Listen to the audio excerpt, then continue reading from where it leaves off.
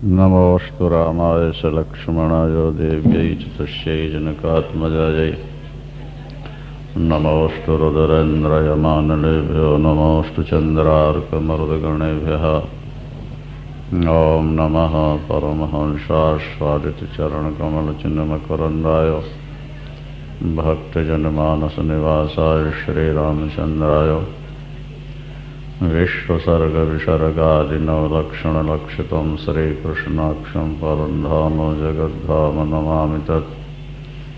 नारायणं नमस्कृत्य नरं चैव नरोत्तमं देवीं सरस्वतीं व्यासं ततो जयमुदीरयेत्। गुरुर्ब्रह्मा गुरुर्विष्णुर्गुरुर्देवो महेश्वरः गुरु साक्षात् परब्रह्म तस्मै श्रीगुरवे नमः। अखण्डमण्डलाकारं व्याप्तं येन चराचरं तत्पदं दर्शितं येन तस्मै श्रीगुरवे नमः। तस्मै श्रीगुरवे नमः। श्रीराम जय राम जय जय राम।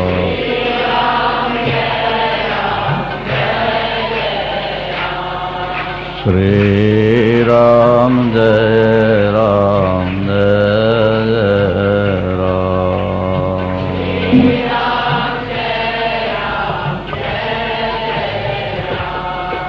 श्री राम जय राम जय जय राम।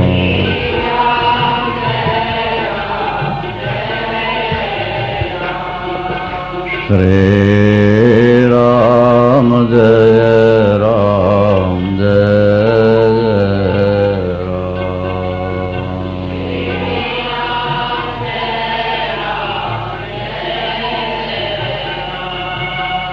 धर्म की अधर्म का प्राणियों में विश्व का गोहत्या गौ माता की हर हर महादेव। सांचे दरबार की।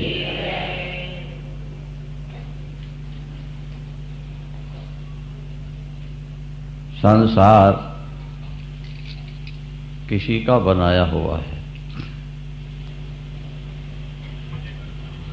यदि कार्य है तो उसका कारण भी निश्चित है। कारण के बिना कार्य की उत्पत्ति नहीं होती।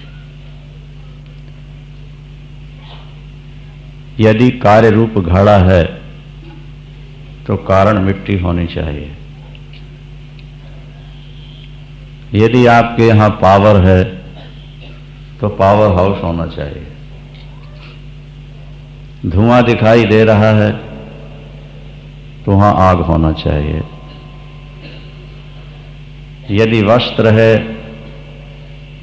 तो धागा होना चाहिए। रुई के बिना धागा नहीं, धागा के बिना वस्त्र नहीं। वृक्ष है तो उसका बीज होना चाहिए।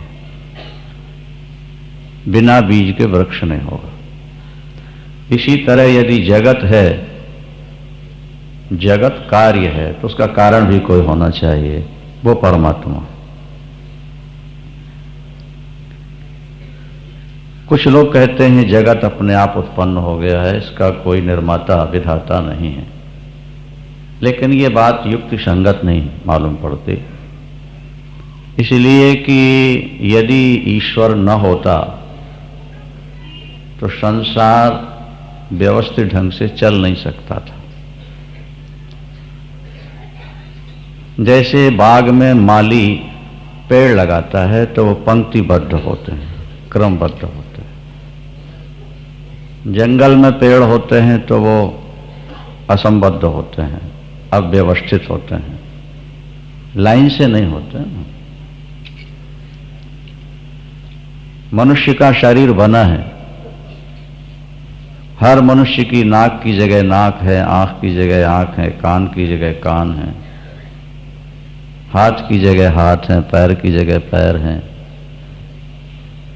स्त्री और पुरुष के तत्तद अंग अपने अपने निर्दिष्ट स्थान पर ही हैं, अगर ये सेटिंग है तो इसको सेट करने वाला कोई जरूर होना चाहिए।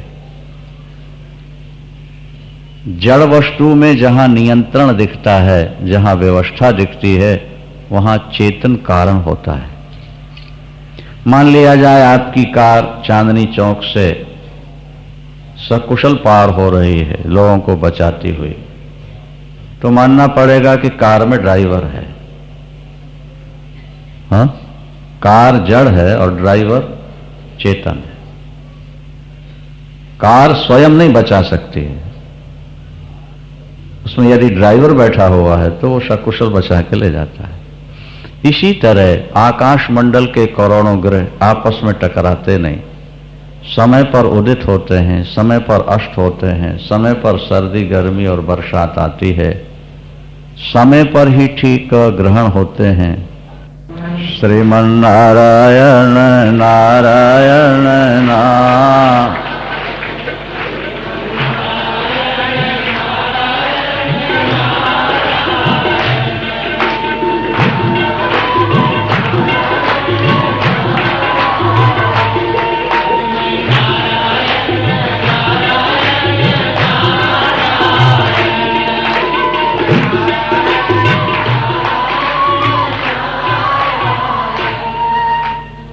आपने अपने जीवन में अनेक बार ग्रहण देखा है।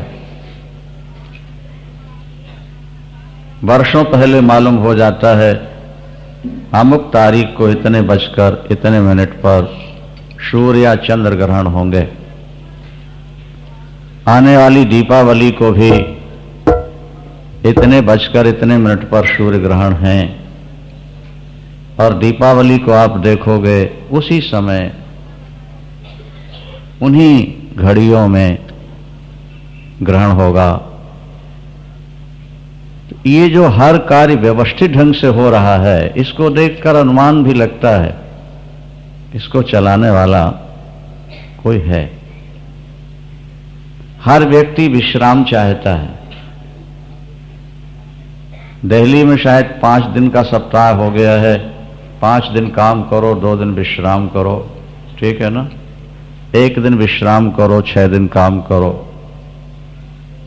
फिर वायु देवता को आज तक छुट्टी क्यों नहीं दी गई? उन्होंने विश्राम क्यों नहीं किया? और कदाचित वे घंटा आधा घंटा विश्राम करने लग जाएं तो सारे संसार का विश्राम हो जाएगा कि नहीं होगा? ये बताइए।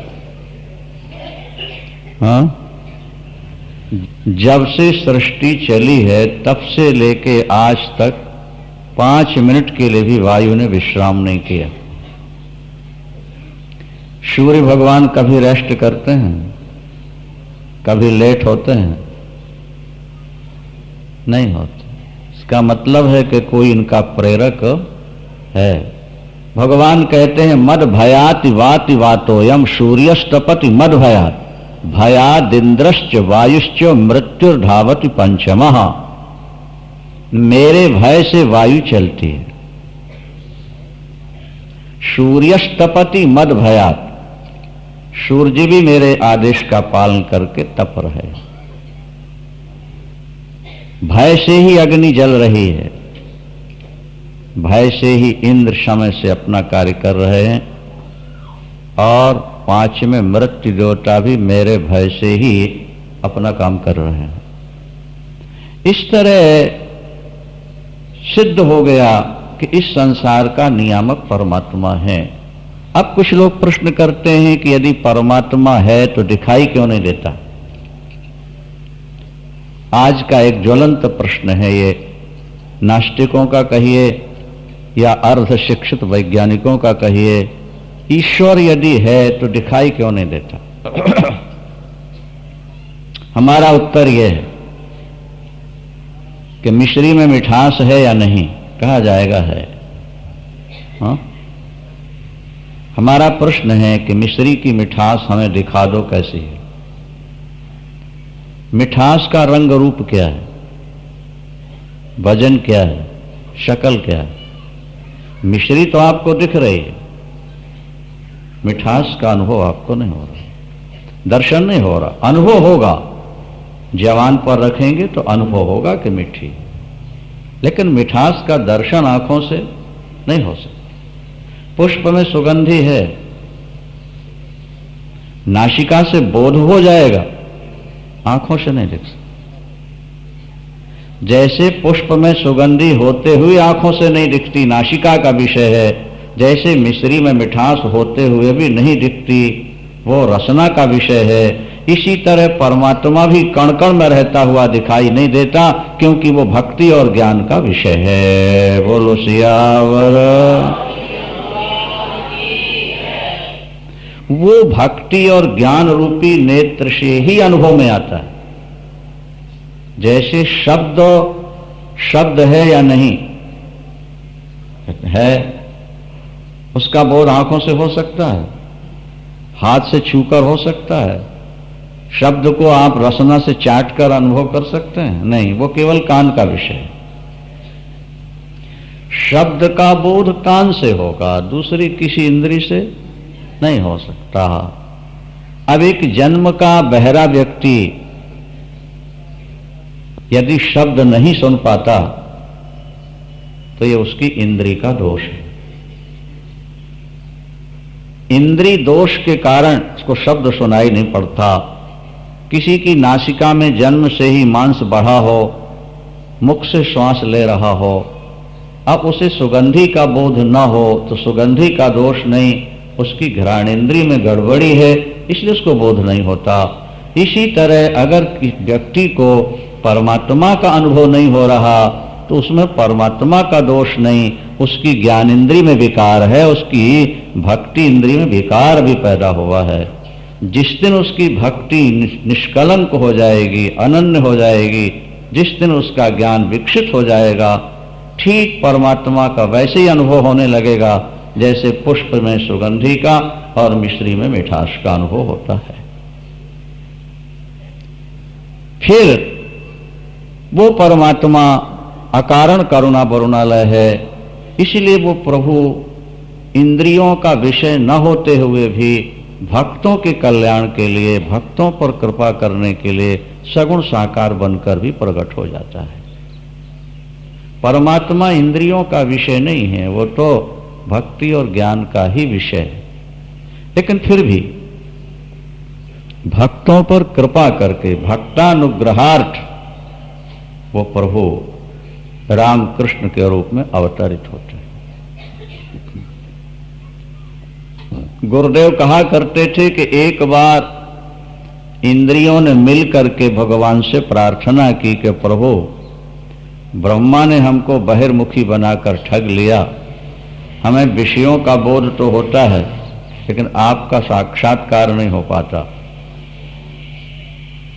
हमारी तीव्र लालसा है कि कभी हमको भी आपका दर्शन हो। तब प्रभु ने उनको आशीर्वाद दिया, ठीक है, मैं तुम्हारा विषय तो नहीं हूं, फिर भी तुम्हारी प्रार्थना से, तुम्हारी तपस्या से मैं प्रसन्न होकर तुम्हारा विषय बन जाऊंगा।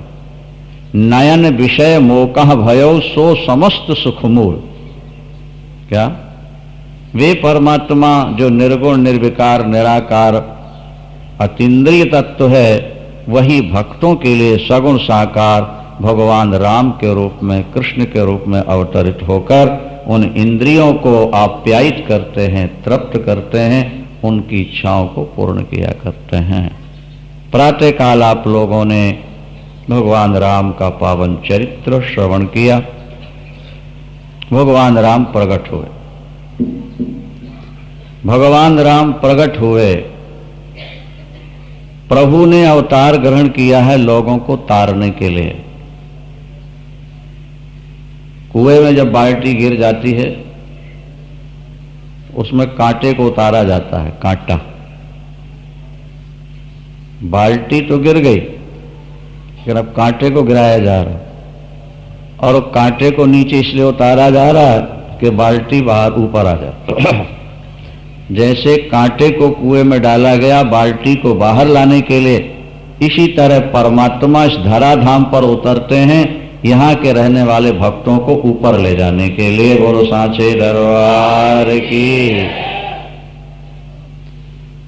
उनका अवतरण जीवों को तारने के लिए होता है। भगवान राम ने समाज को, संसार को मर्यादा की शिक्षा दी है। भगवान कृष्ण ने लीला के माध्यम से साधकों के मन को अपनी ओर आकर्षित करने का प्रयास किया है। भगवान राम ने मर्यादा स्थापित की। आप एक धर्मशाला बनवाते हैं, पाठशाला, विद्यालय, आश्रम, तो बोर्ड पर आप उद्देश्य और नियम लिखते हैं। इसके बनाने का उद्देश्य क्या है और इसके नियम क्या है। यहाँ कोई बीड़ी सिगरेट नहीं पी सकता, मादक द्रव्य पदार्थ पीकर नहीं आ सकता, इतने बजे से इतने बजे तक ही आ सकता है, आदि आदि बहुत सारी बातें। कुछ नियम तो रहते हैं नहीं, क्योंकि यदि नियम नहीं रहेंगे तो संस्था चल नहीं सकेगी। और संस्था के बनाने का उद्देश्य क्या है? समाज की सेवा, धर्म का प्रचार, कुछ भी तो उद्देश्य है ना। उद्देश्य और नियम ये प्रत्येक के साथ लागू होते हैं। ध्यान से सुनेंगे बात को। परमात्मा ने जब जगत का निर्माण किया तो जगत का निर्माण करने के बाद उसने भी तो कुछ उद्देश्य और नियम स्थापित किए होंगे नहीं। जगत के बनाने का उद्देश्य क्या है? अनादिकाल से भटकता हुआ जीव मनुष्य बनकर साधना करे और मेरी प्राप्ति कर ले, यह तो उद्देश्य हो गया।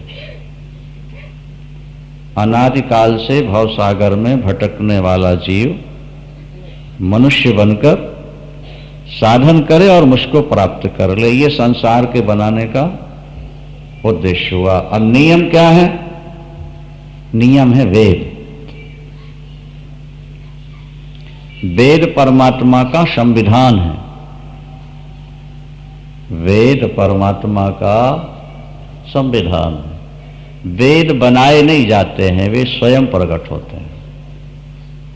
जैसे परमात्मा स्वयं प्रकट होते हैं, इसी तरह वेद भी प्रकट होते हैं। दुनिया में जितने धर्म लिखे गए, लेखकों ने अपना नाम उसमें जरूर दिया है,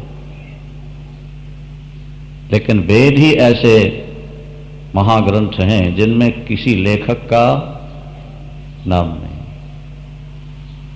लेखक एक भजन भी लिखता है तो अपना नाम जरूर दे देता है, अगर वेदों में किसी का नाम नहीं। इससे सिद्ध हो गया, इससे सिद्ध हुआ कि वेदों का लेखक कोई व्यक्ति नहीं। वेदो नारायण साक्षात स्वयंभूरिति शुश्रुमो। यमदूत भी अजामिल के प्रसंग में कहते हैं कि वेदो नारायण साक्षात, वेद साक्षात नारायण है और स्वयंभू, उनका कर्ता लेखक कोई नहीं, वो स्वयंभू है। स्वयं भवतीति स्वयंभू, वो स्वयं प्रकट होते हैं। वेद निश्वसित मत्स्य वेदाः। इसीलिए जब कोई सरकारें हमारी वैदिक मर्यादा को तोड़ने लगती हैं कि आज के लिए उपयोगी नहीं रह गए, तो हमारे ऋषि और महर्षि कहते हैं कि ऋषि संविधान में परिवर्तन तब होता है जब ये तीन में से कोई एक कारण हो जाए। ध्यान से सुनिए बात। संविधान में परिवर्तन कब होता है, संशोधन कब होता है? आपके देश के संविधान का 80 बार संशोधन हो गया लगभग। संशोधन कब होता है? बोले संविधान का निर्माता बदल जाए। संविधान का निर्माता बदल जाए, मर जाए या अपनी भूल स्वीकार कर ले, तब संविधान में संशोधन होता है। यदि निर्माता है अपनी भूल स्वीकार नहीं कर रहा, क्या वो सर्वज्ञ है, संविधान में परिवर्तन नहीं हो सकता। हमारे वेदों का निर्माता जो भगवान है, ना वो बदला है, ना वो मरा है और ना उसने अपनी गलती स्वीकार की है। इसलिए परमात्मा के बनाए वेदों के संविधान में परिवर्तन नहीं हो सकता। वैदिक सनातन धर्म भी अनादि अनंत है, समय के आधार पर लोग अपनी व्यवस्थाएं बनाते रहें, ये ठीक है, लेकिन वेद में संशोधन नहीं हो सकता, वेद की मर्यादाओं में परिवर्तन नहीं हो सकता। वेद भी अवतार लेते हैं और वेद वेद्य परमात्मा भी अवतार लेता है। थोड़ा सा कठिन है, फिर आप सरल सुने आगे। वेद में जिस परमात्मा का संकेत किया गया वो भी अवतार लेता है और वेद भी अवतार लेते हैं। वेद ने जिस परमात्मा का संकेत दिया वो महाराज दशरथ के यहां राम के रूप में अवतरित होते हैं और वेद स्वयं रामायण के रूप में संसार में अवतरित हो जाया करते हैं। महर्षि वेदव्यास।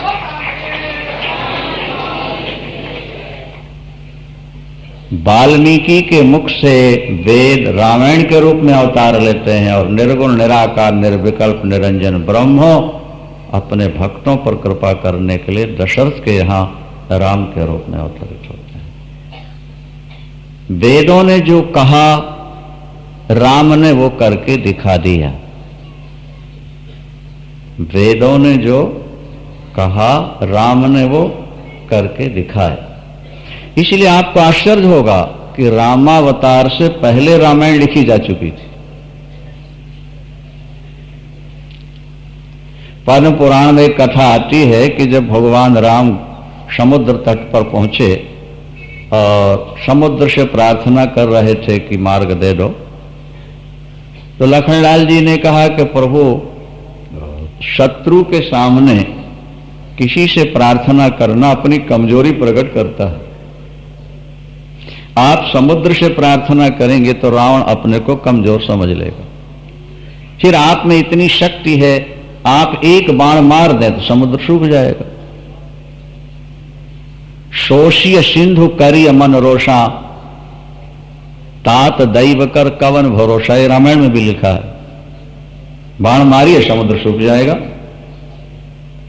तो वहां भगवान राम ने पद्म पुराण में कहा, लक्ष्मण ये तो ठीक है कि मैं बाण मार दूं तो समुद्र सूख जाए, और ये भी ठीक है कि अगर मैं संकल्प करके अंगुली हिला दूं ऐसी तो दुनिया में कोई यक्ष राक्षस नहीं रह जाएंगे, सब खत्म हो जाएंगे। लेकिन सवाल यह है कि महर्षि वाल्मीकि रामायण में लिख गए हैं कि राम पुल बांध के लंका गए, अगर मैं समुद्र सोख के जाऊंगा तो महर्षि का लिखा हुआ वचन नहीं कट जाएगा। मुझे तो नाटक करना है, जैसा लिखा गया है वैसे चल के दिखाना है। इसलिए मैं समुद्र सोख करके पार नहीं होऊंगा, मैं तो पुल बनाकर ही पार जाऊंगा। पहले विनय और उसके बाद फिर पुल का निर्माण। तो राम ने नाटक किया। नाटक लिखा पहले जाता है, खेला बाद में जाता है। मकान का नक्शा पहले बनता है, मकान बाद में बनाया जाता है। तो वेदों ने जो कहा रामायण के रूप में अवतरित होकर के जो उन्होंने कह दिया, महर्षि वाल्मीकि ने जैसा लिख दिया, उसी मर्यादा पर राम ने चल के दुनिया को एक रास्ता दिखा दिया। राम मर्यादा पुरुषोत्तम है। राम का आदर्श सारे संसार के लिए कल्याणकारी। अमेरिका के किसी विद्वान ने कहा कि दुनिया में अगर सबसे बढ़िया कोई शासक हुआ है महामानव तो वो राम थे। वो राम थे। राम जैसा महामानव आज तक नहीं हुआ। राम क्या करते हैं? प्रात काल उठ के रघुनाथा, प्रात काल मातु पिता गुरु नावै माथा, मातु प्रात काल उठ के रघुनाथा, प्रात काल मातु पिता गुरु नावै माथा, मातु पिता। आज व्यक्ति ग्रंथ को मानता है, ग्रंथ की नहीं मानता। व्यक्ति भगवान को मानता है, भगवान की नहीं मानता। चेला गुरु को मानता है, गुरु की नहीं मानता। शास्त्र कहते हैं कि जब तक की नहीं मानोगे तब तक को मानने से कोई लाभ नहीं होगा। को मानना ज्यादा कीमती नहीं है, की मानना ज्यादा कीमती है। बात समझ में आ गई होगी। ईश्वर को मानने के बजाय ईश्वर की मान लो, रामायण को मानने के बजाय रामायण की मान लो। को से की ज्यादा कीमती है। हम लोग को ज्यादा महत्व देते हैं, की को नहीं देते हैं। ये चौपाई सबको याद है। प्रात काल उठ के रघुनाथा,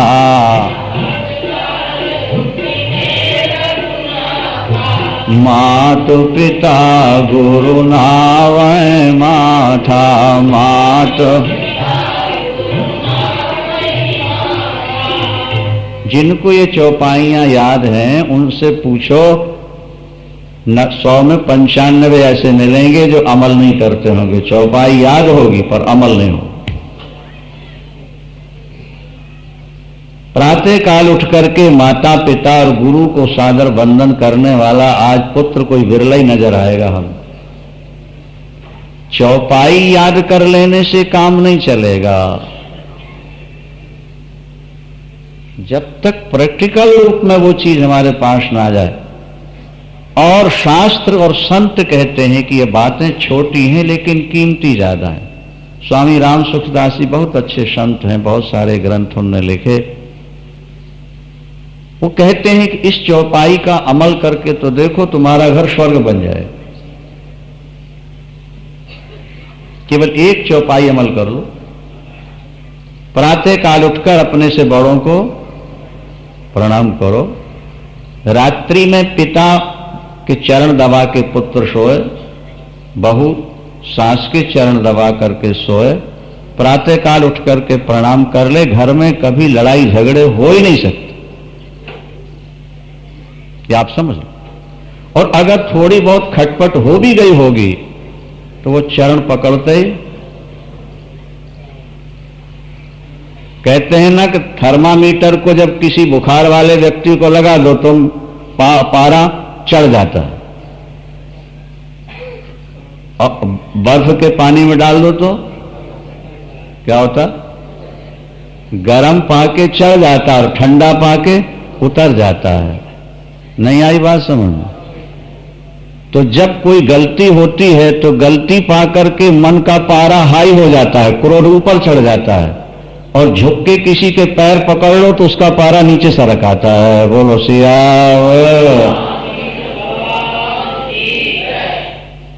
शायद आपको नहीं मालूम, इन हाथों के देवता इंद्र हैं, नेत्रों के देवता सूर्य हैं, कान के देवता दिशाएं हैं, नाक के देवता अश्विनी कुमार हैं, रसना के देवता वरुण हैं, वाणी के देवता अग्नि हैं, हाथ के देवता इंद्र हैं, चित्त के देवता विष्णु हैं, अहंकार के देवता शंकर हैं, मन के देवता चंद्रमा हैं, बुद्धि के देवता ब्रह्मा हैं, और पैरों के देवता विष्णु हैं।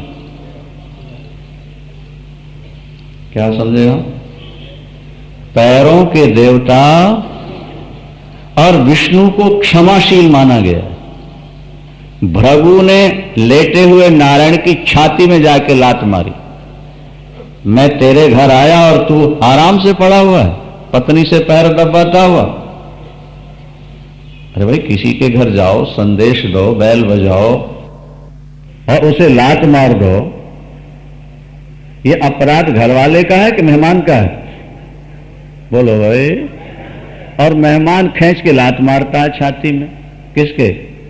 भगवान विष्णु के। और भगवान विष्णु छटपटा के उठे और नीचे बैठ गए और भृगु जी को अपनी आसन पर बैठाल दिया, और मर्दयन स्वेन पाणिना अपने हाथों से उनके पैर दबाने लगे।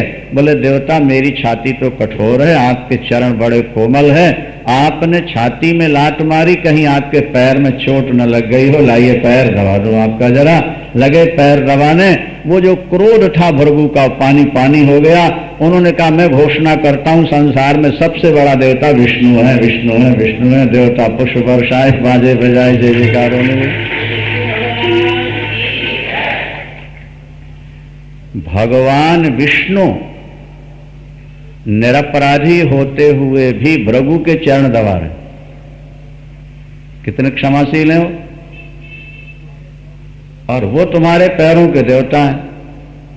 इसलिए जब हम किसी को सम्मान देना चाहते हैं तो उसके चरण पकड़ते हैं। पैर किसी के क्रोध को शांत करना हो तो उसके पैर पकड़ लो, मजाल उसकी क्रोध उसका बढ़ जाए, कभी नहीं हो सकती। इसीलिए हमारे प्रभु राम प्रातः काल उठकर माता पिता और गुरु के चरणों में प्रणाम करते हैं। रात्रि में गुरु चरण पितृ चरण दबा करके शयन करते हैं। ये दुनिया को एक संदेश देते हैं कि अगर तुम ऐसा करने लगोगे तो तुम्हारे घर की बहुत सारी समस्याओं का समाधान हो जाएगा। सास ने जरा सा कुछ कह दिया, बहू ने मुंह फुला लिया, अब महीनों दोनों मौनी बाबा की तरह वो रोटी बना के दे देती है, वो खा लेते हैं, वो उसकी निंदा करती है, वो उसकी निंदा करती है, पड़ोसियों के यहाँ वो उसकी बात कर रहे उसके, माने वो एक समस्या जरा सी और बढ़ती बढ़ती लंबी हो जाती। अगर बहू जरा पैर पकड़ ले तो बिना कहे उसके अपराध क्षमा हो जाएंगे। बहू सास के मन में प्रसन्नता हो जाएगी, देखो बहू कितनी लायक है। पुत्र ने कितने अपराध किया हो, वो पिता के पैर पकड़ के तो देखे, पिता का हृदय उसी समय परिवर्तित हो जाएगा। ये नेचर है, ये प्रकृति है। प्रभु राम ने जो किया वो हमें केवल सुनना नहीं है, करना। प्रात काल उठ के रघुनाथा, प्रात काल उठ मातु पिता गुरु नावै माथा, मातु पिता गुरु अनुजन संयुत भोजन करही, अनुजन संयुत मातु पिता आज्ञा अनुसरही, मातु पिता। आप सगे दो भाई हैं, तीन हैं, चार हैं, एक साथ भोजन करने का नियम बनाओ। एक कोठी में अलग अलग भी रहने लगे हो फिर भी भोजन साथ। एक दिन एक के घर में, एक दूसरे दिन दूसरे का, तीसरे दिन तीसरे का, चौथे दिन। देखिए प्यार कैसा बना रहता है, करके देखिए। ये सिद्धांत है, अगर किसी को अपने वश में करना हो तो कुछ खिला दो, कुछ पिला दो, कुछ जेब में डाल दो, वो तुम्हारा अपना बन जाता है। आज किसी ऑफिसर से आपको काम लेना हो, उसको सीधे हॉस्टल का निमंत्रण दीजिए, अगर वो स्वीकार कर ले, क्या बस काम हो जाएगा। सब सेठ लोग समझते तो हैं इस बात को। कुछ खिला दो, कुछ पिला दो, कुछ जेब में, बस हो गया। दाम दो और काम लो। जिसका अन्न खाओगे उसके प्रति तुम्हारा मन आकर्षित अवश्य हो। इसलिए प्राचीन काल में लोग जल्दी जल्दी किसी का अन्न नहीं खाते थे महाराज, ये आप समझ लें। एक बार भीष्म पितामह से पूछा गया पांडवों के द्वारा, पितामह पक्ष हमारा सही है या कौरवों का? यदि हमारा पक्ष गलत है, आप धर्मशास्त्र के ज्ञाता हैं, हमारे बुजुर्ग हैं, हमारे पितामह हैं, आप कहिए पांडवों तुम्हारा पक्ष गलत है, तो हम लोग अभी युद्ध की बात छोड़कर सरेंडर हो जाते हैं कौरवों के साथ। जैसा कौरव करते हैं वैसा हम करने लगे। अगर आप शास्त्र के ज्ञाता ये कह दें कि दुर्योधन का पक्ष सही, नहीं पांडव पक्ष तुम्हारा सही है, तो फिर पितामह आपको हमारा साथ देना चाहिए। फिर आपको, यदि आप मानते हैं कि पक्ष पांडवों का सही है, तो कौरवों के पक्ष में रहना ये आपको शोभा नहीं देता। या तो ये कह दीजिए पांडव गलत हैं। उस समय भीष्म जी को कहना पड़ा, क्या? अर्थस्य पुरुषो दासः नाथस्तोर्थोस्य कस्यचित् सत्यम सत्यम महाराज पद्धोस्मि अर्थेन कौरवै। ये बिल्कुल ठीक है पांडवों कि पक्ष तुम्हारा सही है, लेकिन एक बात याद रखो, व्यक्ति अर्थ का दास होता है, अर्थ व्यक्ति का दास नहीं होता। कौरवों की रोटी खा लेने के कारण मेरी बुद्धि उन्हीं के पक्ष में चली गई है, मैं तुम्हारा पक्ष छोड़ बैठा। जब लव कुश को महर्षि वाल्मीकि ने भगवान राम के यज्ञ में रामायण कथा सुनाने के लिए भेजना चाहा, रामायण, लव कुश से कहा बेटा जाओ, राम अश्वमेध यज्ञ कर रहे हैं, उनके यज्ञ में तुम्हें रामायण सुनानी। ठीक है गुरुदेव। जब चलने लगे तो महर्षि वाल्मीकि ने कुछ फल लेकर के उनके कमंडल में डाल दिया। बेटा भूख लगे तो ये खा लेना और गोमती का जल पी लेना। लव कुश ने कहा ऋषिवर, हम राजा राम के यज्ञ में कथा सुनाने जा रहे हैं, चक्रवर्ती सम्राट राजा राम के यज्ञ में हम रामायण सुनाने जा रहे हैं, सीता कथा सुनाने जा रहे हैं, क्या वहां हमको रोटी नहीं मिलेगी? वाल्मीकि ने कहा बेटाओ, मन में कभी सोचे नहीं राम की रोटी खाने की बात। क्यों? बोले तुमने वहां जाकर अगर राम की रोटी खा ली ना तो तुम सीता चरित्र भूल करके राम का गुण गाना शुरू कर दो, वास्तविकता प्रकट नहीं हो पाएगी फिर तुम्हारे द्वारा। इसलिए रोटी तुम्हें अपनी खानी है और गुण सीता के गाना है। और वही किया, और जब वो किया तो राम पिघल गए, एकदम नीचे आ गए सिंहासन। कहने का अभिप्राय यह है कि भाई भाई अगर मिलके भोजन करें, क्या सभी बहुएं बैठ के मिलकर भोजन करें तो घर में विरोध नहीं होगा। जहां सुमति तहां संपत्ति नाना, जहां सुमति तहां, जहां कुमति तहां विपत्ति निराला, जहां कुमति तहां, जहां सुमति तहां संपत्ति नाना, जहां सुमति तहां, जहां कुमति तहां विपत्ति निराला, जहां कुमति तहां। एक बार शास्त्र की बात को बिना तर्क के मान लो। क्या?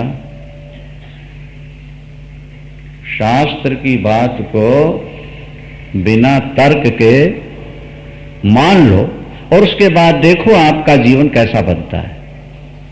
अध्यापक जैसा पढ़ाता है हम बिना तर्क के पढ़ लेते हैं, तो फिर संत और शास्त्र जैसा कहते हैं उसे भी बिना तर्क के हमें स्वीकार कर लेना चाहिए।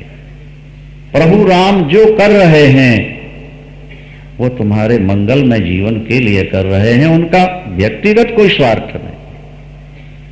माता पिता आज्ञा अनुसरण, वो भाई भाई परस में मिलकर भोजन करते हैं और माता पिता की आज्ञा का बोलो। एक बेटे ने कहा कि अगर पिताजी गलत बात कह रहे हो तो, हमने कहा न मानो तो पाप तो नहीं लगेगा, लेकिन मान लोगे तो परम धर्म हो जाएगा। लेकिन मान लोगे तो परम धर्म हो जाएगा, और उनके मान लेने से कुछ नुकसान हो गया तब हमने कहा नुकसान तो हो सकता है, लेकिन नरक कभी नहीं जाओगे, परमात्मा का दर्शन हो जाएगा। तो उदाहरण, पिता दशरथ माता कैकेयी ने राम को 14 वर्ष के लिए वनवास दिया। हाँ दिया। रात्रि में सुनाया गया कि प्रातःकाल राज्याभिषेक और प्रातःकाल कहा गया नंगे पैर वनवास। यदि राम ना कर देते तो कोई पाप नहीं लगना था, लेकिन राम ने ऐसी आज्ञा का भी पालन किया, और पालन करने से राम को कष्ट भी उठाना पड़ा, लेकिन उसका फल क्या मिला? राक्षसों का संहार, धर्म की स्थापना, और आज घर घर में रामायण गाई जा रही है। अगर राम माता पिता की बात न मानते तो रामायण न लिखी जाती, घर घर में गाई न जाती। बड़ों के आदेश मानने से अगर कष्ट होता है तो उसको भी स्वीकार कर लो। अगर तुमने बड़ों के आदेश का पालन किया और कष्ट सह लिया तो इतिहास आपको कभी भूल नहीं पाएगा। इतिहास आपको कभी नहीं भूलेगा। याद रखें, परशुराम ने अपनी माता और अपने 3 भाइयों की हत्या कर दी पिता के कहने। आपने शायद कथा सुनी हो, पहले नहीं। परशुराम जी का संकल्प था, पिता जो कहेंगे करूंगा। पांडवों का संकल्प था, माता कुंती जो कहेंगे वो करेंगे। किया। पिता ने कहा परशुराम तीनों भाई और मां का सिर काट लो, काट लिया। लोगों ने कहा माता की हत्या करने वाले को करोड़ों वर्षों तक नरक में पकना पड़ेगा। उन्होंने कहा ठीक है, अगर पिता की आज्ञा पालन से नरक मिलता है तो मैं जाने के लिए तैयार हूं। मैंने माता की हत्या नहीं की, मैंने तो पिता की आज्ञा का पालन किया है। और तब पिता ने कहा बेटा मैं अपनी सारी जिंदगी की तपस्या देकर इस कलंक से तुझे मुक्त कर दूंगा। तूने पिता की आज्ञा का पालन किया है। अगर पिता तुझे नरक भेज देता है तो वो पिता पिता नहीं, मैं जीवन भर का तप देता हूं। हे परमात्मा, मेरे पुत्र परशुराम को मातृ हत्या और भ्रातृ हत्या के पाप से बचा लो। परशुराम से कहा कि अपने भाइयों का सिर धड़ से जोड़ दो बेटा, मां का सिर जोड़ और वर मांगो। उन्होंने कहा बस यही वर मांगते हैं पिताजी कि माता और भाई जीवित हो जाएं और इनको कभी पता न लगे कि परशुराम ने हमको मारा भी था।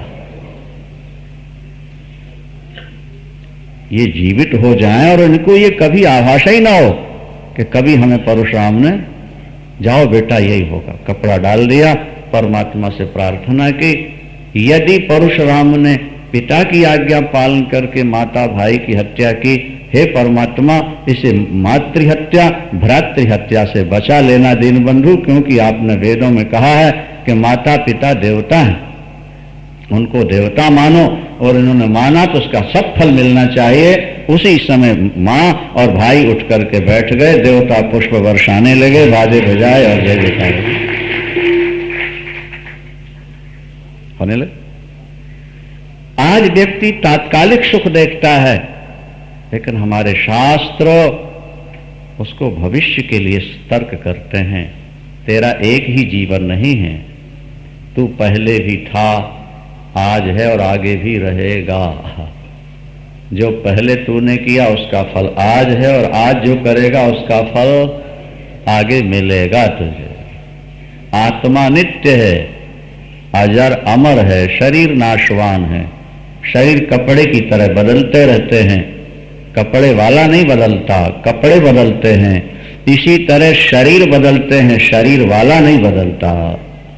आत्मा तो जीव का त्यों है, अजर अमर, न जायते म्रियते वा कदाचित। ये भगवान की घोषणा। अष्टो भगवान राम ने विद्या ग्रहण की है, विद्याध्ययन किया, गुरुकुल में रहकर गुरु सेवा की। महर्षि विश्वामित्र लेने आए, महाराज दशरथ बहुत ज्यादा दुखी हुए, वो देना नहीं चाहते, क्योंकि महाराज दशरथ का अत्यंत उत्कट प्रेम था राम के प्रति। महाराज दशरथ ने पहले तो विश्वामित्र से कहा कि आप जो मांगेंगे मैं दे दूंगा, जो मांगेंगे दे दूंगा। लेकिन जब विश्वामित्र जी ने कहा कि अनुज समेत देहु रघुनाथा और निश्चर बध में हों सना था, लक्ष्मण के सहित राम मुझे दे दो, मैं राक्षसों को मरवाकर सनाथ हो जाऊंगा। महाराज दशरथ कांप गए, रो पड़े, चरणों में गिर गए और ये कहा कि आप मेरा सर्वस्व मांग लीजिए मैं दे दूंगा, राम को नहीं दे पाऊंगा। मांगहु भूमि धेनु धन कोशा, मांगहु भूमि धेनु धन सर्वस आज देव सहरोषा। सर देह प्राण ते प्रिय कछु नाहि, देह प्राण ते सो मुनि देहु निमिषय कमाही, सो मुनि चार्यो सुत मोहि प्राण की नाई।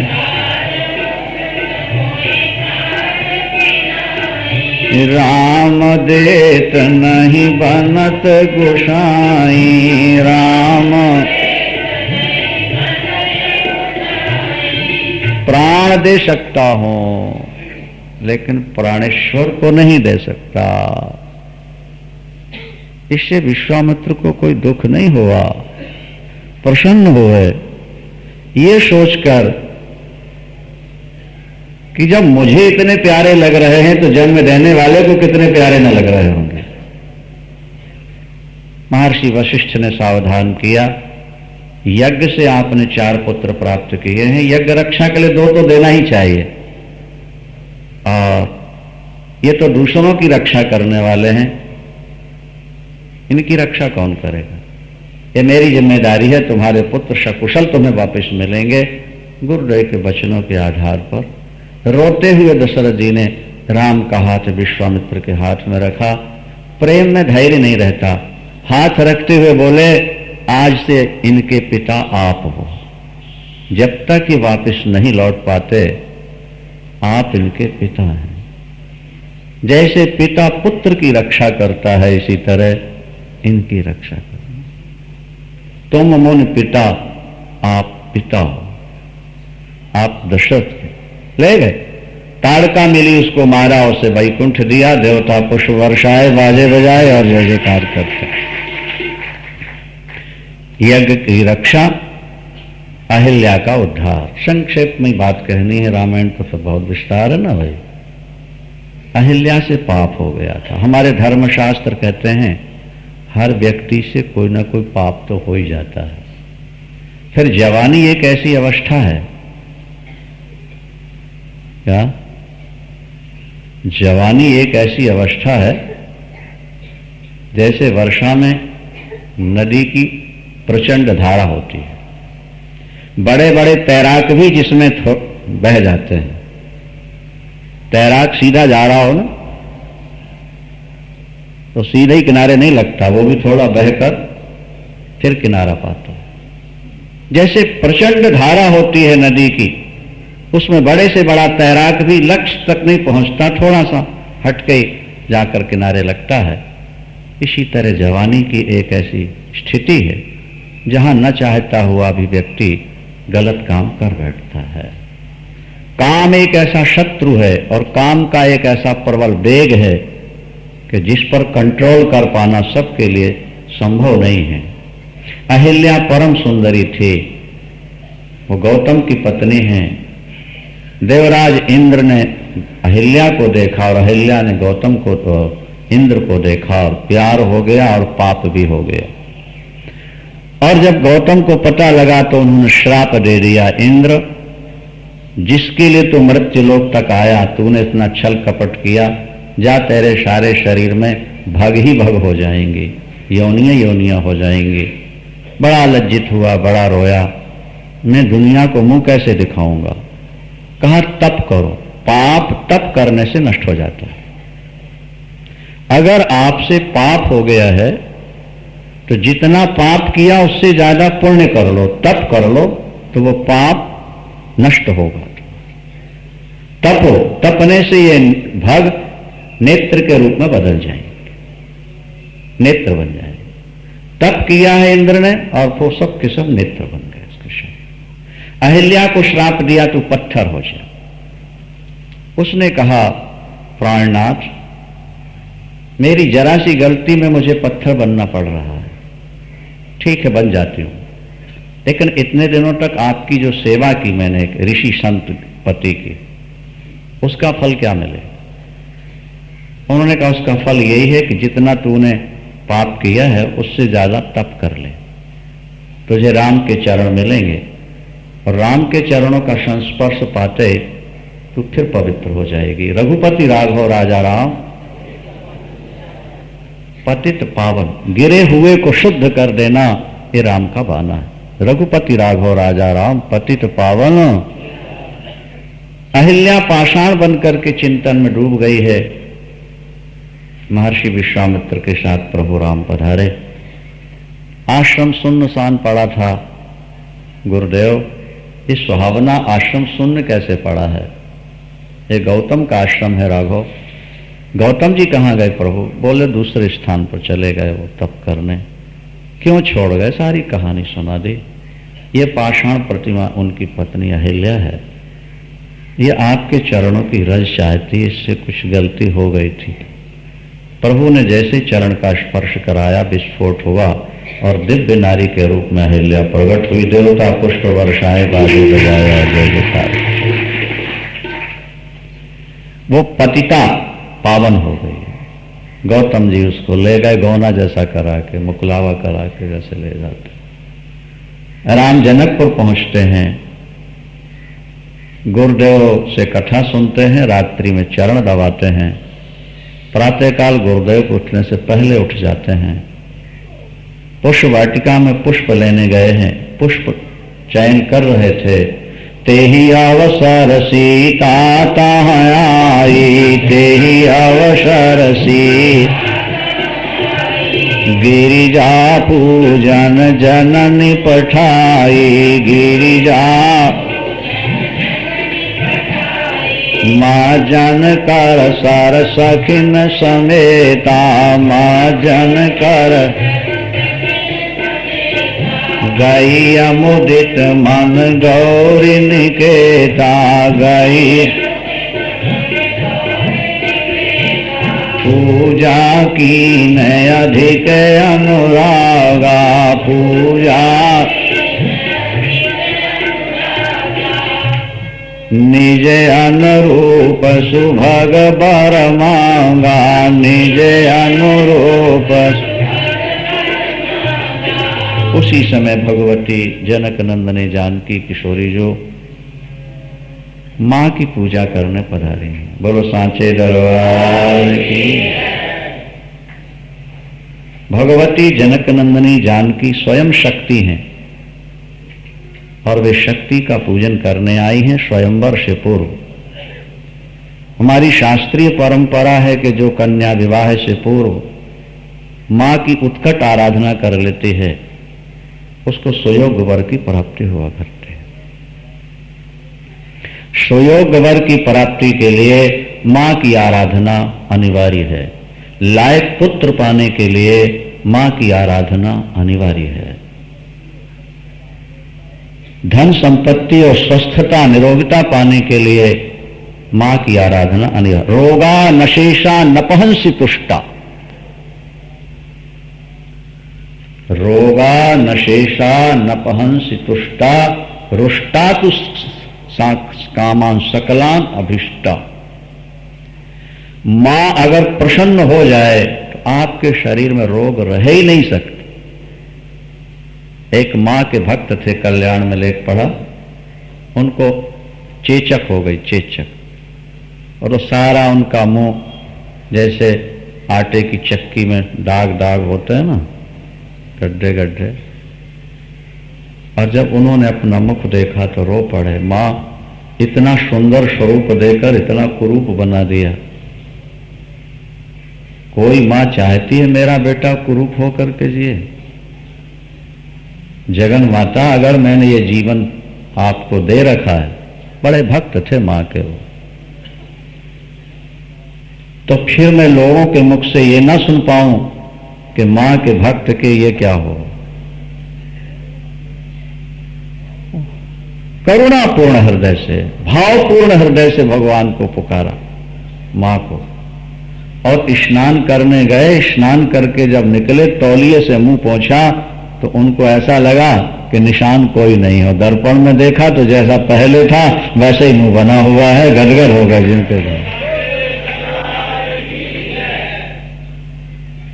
समस्त रोगों का अपहरण कर लेना ये मां का चमत्कार। अभी कल्याण में एक दिन पढ़ा मैंने कि एक सज्जन बचपन में कोई कील मुंह में डाले हुए थे और कील वो डाले है और कील अंदर चली गई और यहां लटक गई। ये 40-45 वर्ष पुरानी घटना उन्होंने लिखी है। और वो लिखते हैं कि मैंने फिर इलाहाबाद में, लखनऊ में, छोटा था ना, मेरे माता पिता ने बहुत कोशिश कराई डॉक्टरों से, मैग्नेट डाला, क्या क्या उपाय किए, लेकिन वो कील, और डॉक्टरों ने कहा कि ये कील नीचे गिरना, फेफड़े में जाना, पॉइजन होगा, खत्म। कोई उपाय जब नहीं दिखा तो बोले, हमारे एक पंडित जी थे, उन्होंने कहा कि अब सब कुछ तो कर लिया, मां का एक अनुष्ठान करा लो। वे असंभव को संभव कर देते हैं, उनके लिए कुछ भी असंभव नहीं है। बोले, पिताजी ने पाठ कराया, सारा परिवार रो रहा था और मैं वहीं बैठा था, यहां पूर्णाहुति हो रही थी, एकदम मुझको खांसी आई, उल्टी सी हुई और वो कील बाहर आकर के गिर गई। मां ने कृपा की, बच गया डॉक्टर का।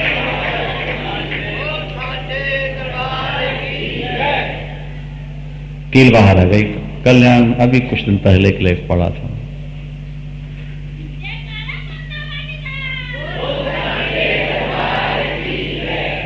असंभव को संभव करके दिखा देना, ये मां का चमत्कार है। आगे आप मां के चरित्र सुनोगे तो बहुत सारे चरित्र हैं, अभी तो चौथा दिन है, 5 दिन सुनना है आप। कैसे कैसे दैत्यों ने भयानक वरदान मांगे, ब्रह्मा विष्णु महेश भी घबरा गए, क्या होगा, और मां ने उनको बातों बातों में खत्म किया। मनुष्यों के संकट हरते हैं देवता, और देवताओं पर जब संकट आते हैं उनका हरण करती हैं महामाया योग। देवताओं, तो जो देवताओं के संकट हरती हैं वो आपके नहीं हरेंगी क्या? एक बार विश्वास लेके लग तो जाओ। बोलो सांचे दरबार की। मां का पूजन किया, अनुरूप वर की याचना की और बाहर निकली तो राम दिखाई दे गए, और राम को देखते ही मन आकर्षित हुआ। पिता का प्रण याद आया, जो धनुष तोड़ेगा वो जानकी को पाएगा। जानकी का मन राम में आकर्षित हुआ, और राम धनुष क्या तोड़ेंगे? जिनको फूल तोड़ने में पसीना आ गया है वो धनुष कैसे तोड़ पाएंगे? रामायण में लिखा है कि राम जी के माथे में